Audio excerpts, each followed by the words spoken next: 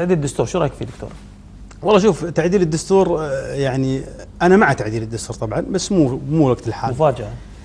شلون؟ مفاجأة. تتفق مع علي الراشد يعني؟ لا، انا اختلف مع علي الراشد. انا اتفق في تعديل الدستور وان كان مو هذا الوقت المناسب، لكن ما اتفق مع علي الراشد في طرحه. يعني الماده 174 من الدستور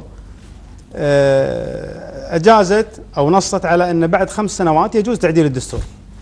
الماده اللي بعدها 175 حطت ضوابط للتعديل ان كان هناك تعديل. الضابط الاول اللي هو مسند الاماره، يعني لا يتم المساس بهذا في مسند الاماره.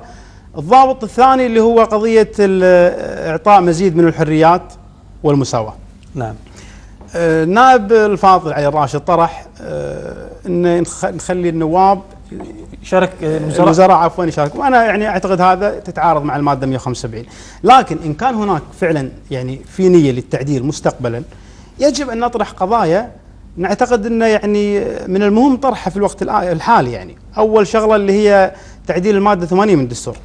زين. الماده 80 من الدستور تنص على ان اعضاء مجلس الامه عددهم 50 ممثلين للشعب، واعتقد اليوم احنا يعني مجلس هذا من بدايه الحياه البرلمانيه في الكويت من 61، فكان عدد المقترعين او الناخبين انذاك 12,000 او 15,000. اليوم عندنا 400,000 ناخب. تبي عدد النواب يرتفع؟ عدد النواب يرتفع طبعا، فبالتالي يرتفع عدد الوزراء.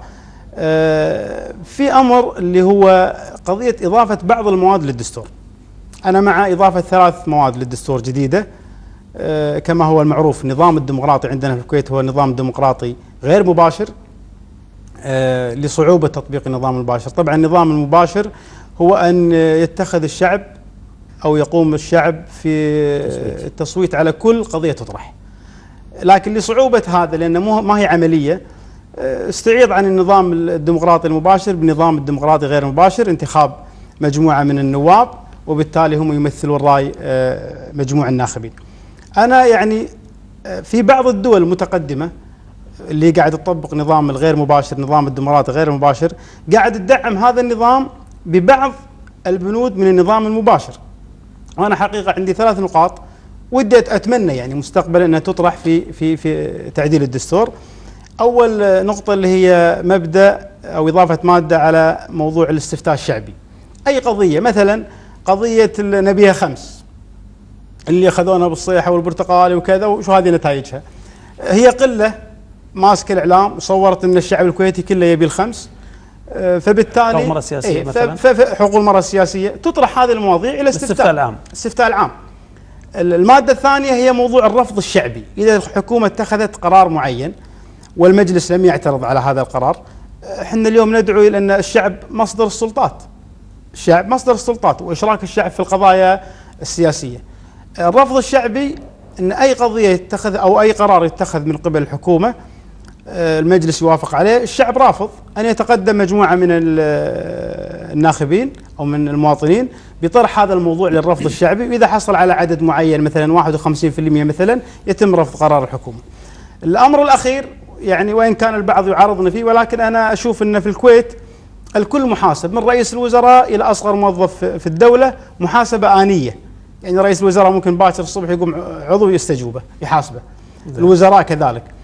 عندنا شخص واحد اللي هو ما يستجوب أو ما يحاسب إلا بعد 4 سنوات، هو النائب. بعض النواب للأسف يعني 3 سنوات يكون يخفق يقصر في أدائه البرلماني، وآخر سنة تحت ظروف معينة وكذا يعني يحاول أنه يعدل خطأ في ال3 سنوات الأولى. فبالتالي ليش ما يوضع مادة دستورية لعزل العضو من البرلمان؟ من الشعب يعزل العضو. نعم، انه يتقدم مثلا طبعا انت تقصد الدائرة او على مستوى الدولة. على مستوى الدولة. نعم، يتقدم مجموعة من المواطنين. طبعا انا ما اتكلم عن اعداد بسيطة، انا اتكلم مثلا عن 10,000 مواطن مذيلة بتواقيعهم باسمائهم الى امانة مجلس الامة، وبالتالي يطرح الموضوع لاستفتاء عزل النائب. يروحون نفس يوم الاقتراع التصويت، انت مع عزل النائب او لست مع عزل النائب. انا اعتقد هذه ال3 امور هي اشراك الشعب، لأن الشعب هو مصدر السلطات، إشراك الشعب في العملية السياسية بشكل أفضل. الوقت آني الآن؟ لا طبعا، أنا الوقت لا، يعني الآن عدد الوزراء كم؟ 53، فما نقدر 35 مع 16 وزير كم صاروا؟ طيب إيه، فما عندنا ما عندنا مع الأحزاب ولا ضد الأحزاب؟ لا طبعا انا ضد الاحزاب. الأحزاب. لسبب يعني. انا اول شيء لان هذا المنصب اللي هو قصدك هو الاحزاب، طرح موضوع الاحزاب هو مقدمه لتداول السلطه. الناس اليوم اللي قاعد تطرح الاحزاب تبي موضوع تداول السلطه، تبي رئاسه الوزراء ان تكون شعبيه. انا ضد هذا الموضوع، ليش؟ لعده اسباب. اول سبب ان رئاسه الوزراء هي او منصب تمهيدي للامير القادم، بالتالي احنا يعني مطالبين ان يكون امير الكويت في المستقبل ان يكون يعني يعرف في العمل السياسي. الامر الاخر الاسره الوحيده اللي الكل يتفق عليها التي تقف بنفس المسافه من جميع الفئات والطوائف والكتل هي اسره الصباح. احنا ما عندنا ضمانات ان اي شخص اخر يجي راح يقف بنفس المسافه. كذلك التيارات، انت لما تقول اشهار احزاب نتكلم عن الاحزاب هي انعكاس للتيارات موجوده الان. التيارات ما شجعت الشارع الكويتي على موضوع او على قبوله لشهر الاحزاب.